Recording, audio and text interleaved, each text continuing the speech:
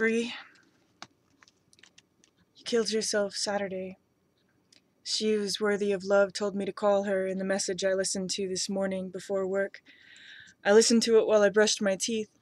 I looked at myself in the mirror and thought of that tattoo you paid for. My favorite if I had to choose, and I knew from She Who Is Worthy of Love's sniffs and tone that someone had died, and I knew that it was the woman who paid for my tattoo. We got them together, you and I, and your lover. She got a sun below her elbow that spelled further in the flares, and you got one your lover had drawn, a symbol that meant gathering together, holding together. I got the rainbow triskel I'd drawn in my drunken gaiety the night before. It was Christmas night, and you and yours had just treated me and mine to nothing short of the spirit. I always did get dizzy around you. I almost blacked out when you gave me salt and the prophecy of Gandhi. I blacked out as I tried to exit the tattoo parlor, fell right to the floor. I still have that salt on my altar. I carried it with me everywhere in my cunt pants before I retired them years after I stopped seeing you. You didn't give me the poem you wrote for me. You almost did. You wanted to, but you knew me. You knew I would keep no secrets, then. And then you kissed me, alone in the hollows where I walked and tripped, where you took me for this express purpose, just once, out of curiosity, and when you pulled away, you said, "You're good at that," covering your mouth and smiling. You never got close to me again. Reluctantly, you put your leg over mine, then me. We were in a coffin at your lover's request. I was in a wedding dress and she took a picture.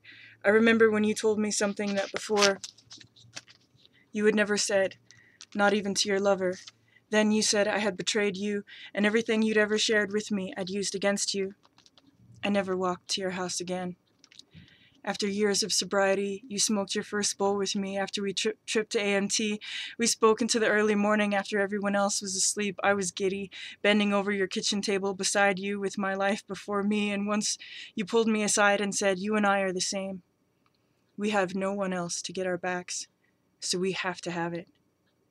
And we both did, and I accepted, because I was pleased by the flattery. But the truth is, you had my back, and the backs of everybody.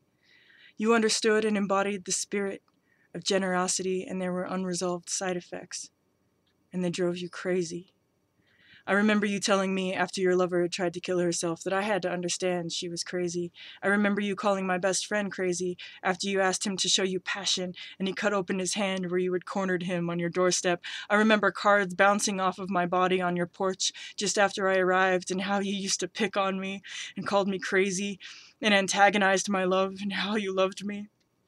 How you came back to me and asked me to come back with young cronies and a biting CD. How the first time I cried at the bakery was after you called me to tell me your lover was in the hospital because of me. Just like that, I called to let you know she's in the hospital because of you. The rest of that phone call was details and takebacks, but I knew that you thought it was true, and also, you just wanted me to hold you. You got to me because you wanted to know you could get to me, and you could. Because we're so alike, you and me. Both our lives being hard like industry and full of the incessant squirm of suffering we simply don't have the language to define. And while mine keeps on keeping on, you, my love, are finally free.